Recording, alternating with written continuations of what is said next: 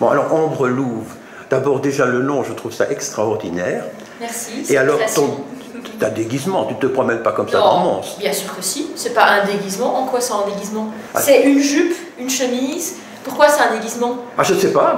Beaucoup de gens me demandent la question, c'est un déguisement. Moi, j'aimerais bien me demander, c'est quoi le déguisement? C'est pas plutôt suivre la mode? Non, tu t'habilles comme tu veux d'abord. Voilà. De toute façon. De toute façon. Nous sommes en démocratie. Mais en quoi est-ce un déguisement dans le sens, je porte pas un masque, je mets pas quelque chose qui est aberrant, puisque une jupe, un chemise, jusqu'à preuve du contraire, c'est pas un déguisement. Ouais. Donc j'aimerais bien comprendre pourquoi beaucoup de gens voient mon habillement, parce que je ne suis pas standard, comme un déguisement. Bon, alors, parce que je ne me déguise vraiment pas, c'est réellement comme ça que je m'habille tous les jours. Bon, alors je m'excuse, je me prosterne. Je pose la question, hein. Je me prosterne, et c'est moi qui ne suis pas assez ouvert. Donc tu te distingues des autres. Voilà, moi je dis chacun peut être comme il veut, simplement si on trouve quelqu'un qui s'habille différemment, c'est pas parce qu'on ne mettrait pas ce que la personne met que du coup c'est moche. Ah non, non, mais j'ai pas dit que c'était moche. Beaucoup de gens ne comprennent pas l'idée de on a le droit de s'habiller comme on veut, et beaucoup de gens me critiquent parce qu'eux-mêmes n'oseraient pas s'habiller comme ça ou n'aiment pas simplement comment je m'habille. C'est leur droit, mais moi je n'aime pas forcément comment eux s'habillent, et forcément il y a des gens qui vont s'habiller à la mode, hein, alors que qu'est-ce qu'il y a de plus démodable que la mode? Tout à fait. Alors tu es une artiste graphique, c'est ça? Oui, en fait je touche à la peinture, à l'infographie, à l'illustration, je fais aussi la customisation d'objets et de vêtements. Alors toi, qu'est-ce que tu penses de Mons 2015, ce grand barnum de la culture, puisque tu aimes bien modifier les choses, que tu as des points de vue très précis? Bien, je trouve que Mons 2015, dans l'idée, était bonne, dans le sens que c'était bien de faire une capitale de la culture ici. On a beaucoup d'écoles artistiques. Moi-même, j'ai fait mes études à Mons, au Carré des Arts, donc l'art au Carré qui est juste en face du coin aux étoiles. Donc je trouve que c'était bien. Maintenant, la façon dont il le fait, je trouve ça déplorable parce qu'il y a eu énormément d'argent qui a été dépensé pour des broutilles, comme par exemple ces fameux chasubles en espèce de papier aluminium qui se déchirent au moindre mouvement.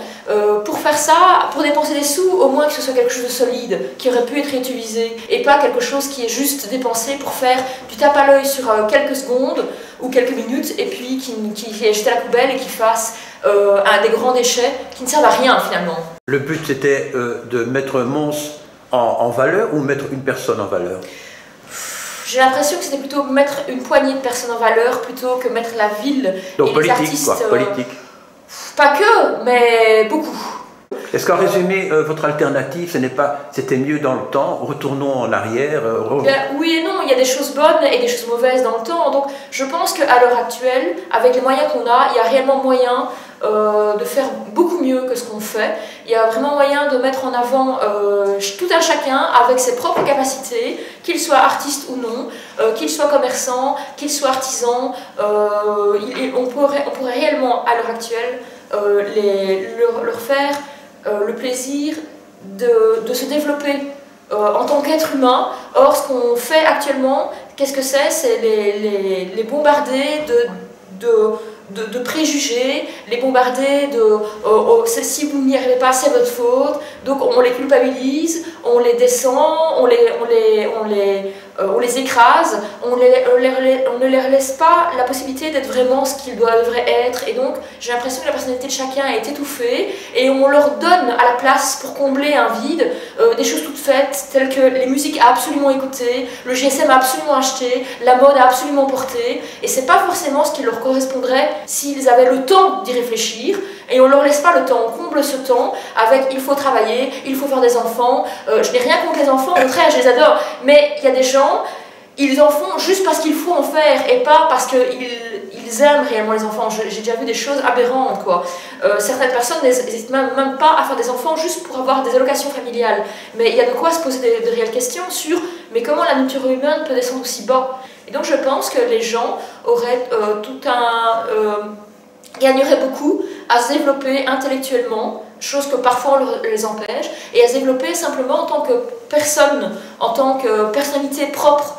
Et actuellement, ce n'est pas possible. On fait tout pour que les gens qui le fassent soient montrés du doigt, soient marginalisés, et qu'on leur dise « vous n'êtes pas adaptés, vous êtes le problème ». Or, le problème, c'est pas nous. C'est pas à nous à s'adapter à eux. Quand je t'écoute, comme quand j'écoute Florian, J'ai l'impression que vous êtes surtout une réaction vers plus de qualité et moins de quantité. Absolument.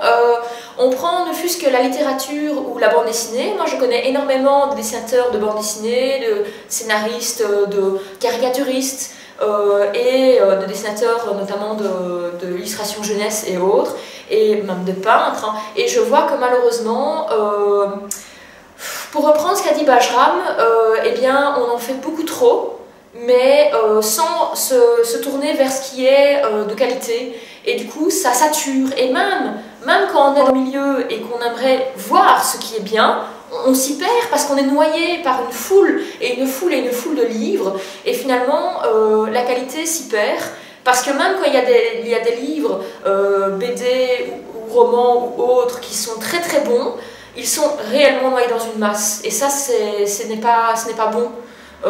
Il faudrait faire peut-être un peu moins, mais mieux étudier les livres qui sont proposés afin de réellement donner sa chance au bon livre d'être vu, et non pas il faut acheter le best-seller parce que tout le monde l'a acheté et lu.